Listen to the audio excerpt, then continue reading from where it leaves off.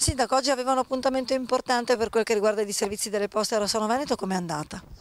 Che l'appuntamento è saltato non per colpa mia, non per colpa mia. Hanno telefonato dalle poste centrali chiedendo appunto un'altra data, no, hanno chiesto loro di poter avere altre date perché non riuscivano ad essere presenti oggi in 3 persone. Morena Martini non ha nessuna intenzione di mollare, in mano ha un faldone con decine di reclami dei suoi concittadini che lamentano ritardi, posta mai recapitata e errori di ogni genere.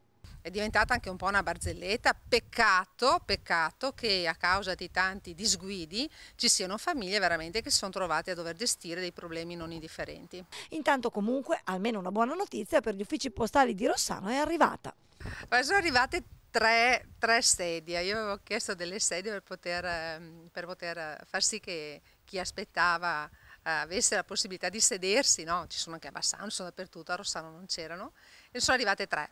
Speriamo che siano le prime 3, almeno di altre 9, ma dipende tutto dalle poste, dalla volontà che hanno di venire incontro ai cittadini. Loro dicono che c'è e noi siamo qua ad aspettarla.